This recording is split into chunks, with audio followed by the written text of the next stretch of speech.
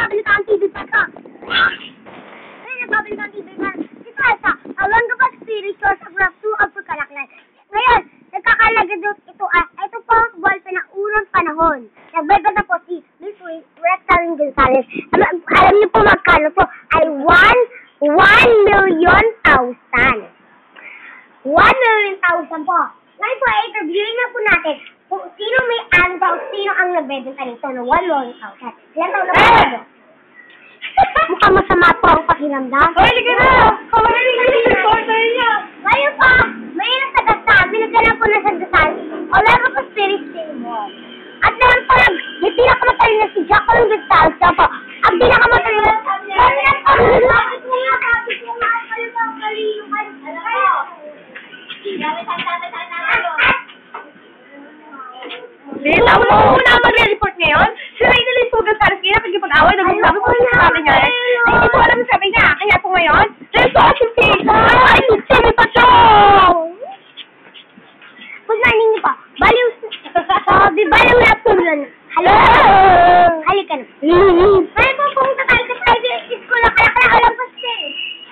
Isasawin natin ang ating bahay na pinakaganda sa loob ko siya. Ito lang kagagaling. Ito daw yun. Uy, ito daw yun. Magandang bahay. Ito daw po ang pinakami nagbubulto sa bukang... Tumambigat ng tabi. Ito daw po ang pinakamataas na bunig. Na puno. Ang kalahaba. Ang kano po kahaba. Ano po kahaba to? Ibig sabihin po, no? Ano po kahaba to?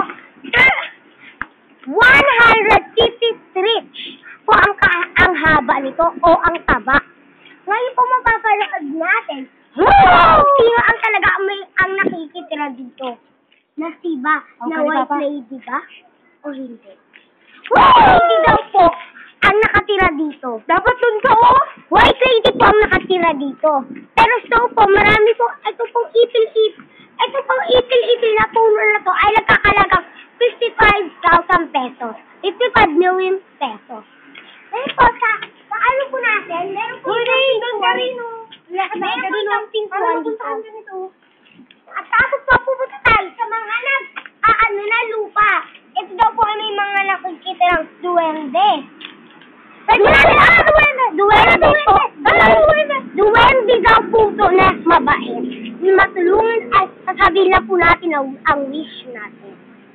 Pupunta tayo dito sa Pupunta tayo sa tayo ng malaking galbaw?